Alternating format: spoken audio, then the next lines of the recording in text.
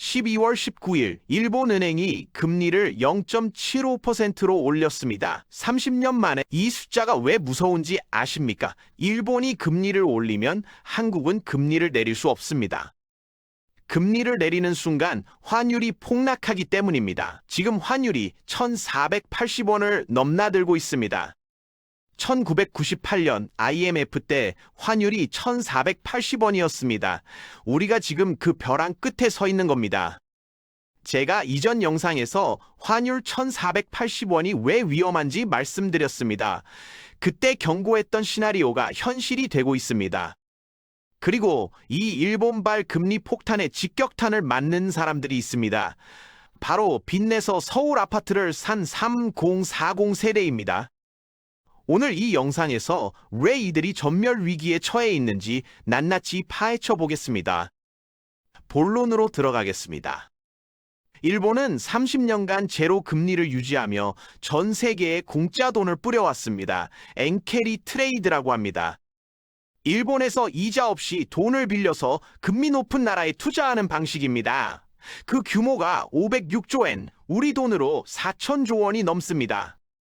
일본이 금리를 올리면 이 돈이 역류합니다. 신흥국에서 자본이 빠져나가고 통화가 폭락합니다. 지금 원화가 그 직격탄을 맞고 있는 겁니다. 한국은행은 금리를 내리고 싶어도 내릴 수가 없습니다. 내리는 순간 원화가 더 추락합니다. 환율이 1,500원을 넘으면 수입 물가가 폭등하고 서민 경제가 무너집니다. 그래서 금리를 높게 유지할 수밖에 없습니다. 이게 바로 일본 금리 인상이 한국의 직격탄이 되는 이유입니다. 자, 이제 진짜 무서운 이야기입니다. 지금 서울 아파트를 누가 사고 있습니까? 3040 세대입니다.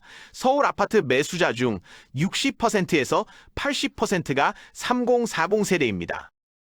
문제는 대부분이 빚을 내서 샀다는 겁니다. 서울 아파트 평균 매매가가 12억 4천만 원입니다.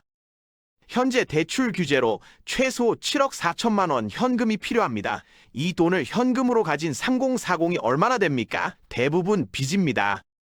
그런데 이 3040 세대의 허리가 꺾이고 있습니다. 40대 취업자가 41개월째 연속 감소하고 있습니다. 2022년 7월부터 단 한 달도 쉬지 않고 줄고 있습니다. 전체 취업자 중 40대 비중이 21.2%까지 떨어졌습니다. 1995년 이후 최저입니다. 왜 40대가 무너지고 있을까요? 제조업이 17개월 연속 취업자 감소입니다. 대기업들이 희망퇴직 연령을 40대까지 낮추고 있습니다. 40대도 이제 안전하지 않습니다. 40대는 우리나라에서 소득이 가장 높고 지출도 가장 많은 세대입니다. 주택 구입, 자녀 교육, 부모 부양이 모두 집중되는 시기입니다. 그런데 이 세대가 일자리를 잃고 있습니다. 소득이 끊기고 있습니다. 하지만 대출 이자는 매달 빠져나갑니다. 숫자로 보여드리겠습니다. 중산층 소득 증가율 1.8%입니다. 2017년 이후 최저입니다. 그런데 부채 증가율은 9.9%입니다. 소득은 1.8% 느는 동안 빚은 9.9% 늘었습니다.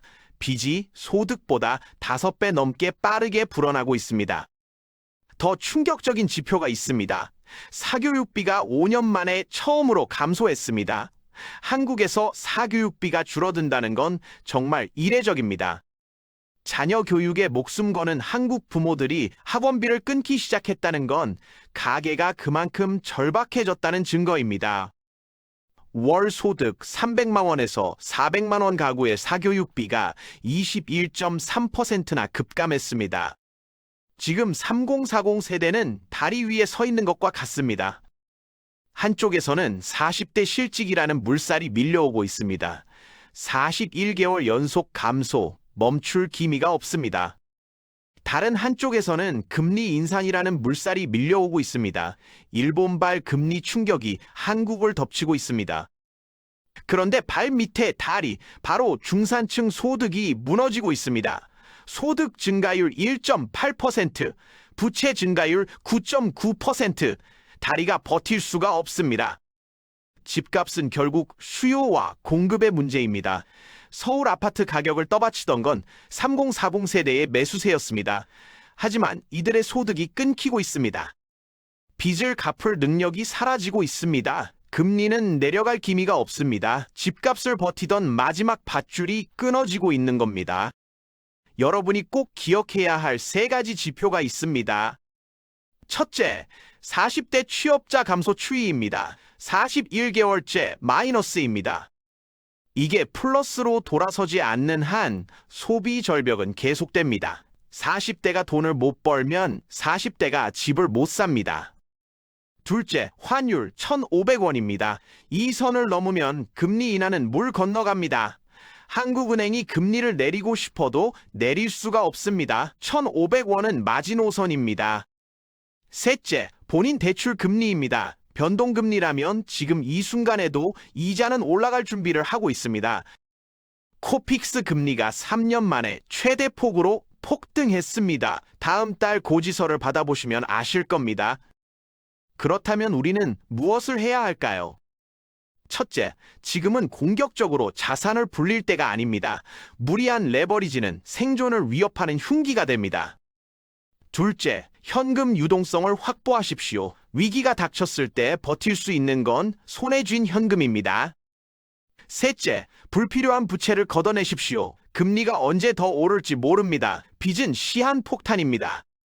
넷째, 이럴 때일수록 안전자산에 눈을 돌리십시오. 변동성이 큰 시기에 자산을 지키는 건 화려한 수익률이 아니라 단단한 방어입니다. 다섯째, 고정 지출을 점검하십시오. 소득이 줄어들 때 살아남는 사람은 지출을 통제할 수 있는 사람입니다. 최악의 시나리오를 대비하는 사람만이 다음 기회를 잡을 수 있습니다. 저는 앞으로도 시장의 진실을 가장 빠르고 날카롭게 분석해서 전해드리겠습니다. 구독과 좋아요, 알림 설정 부탁드립니다.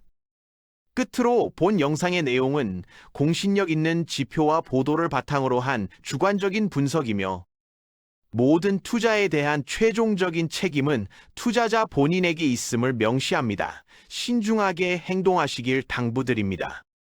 시청해 주셔서 감사합니다.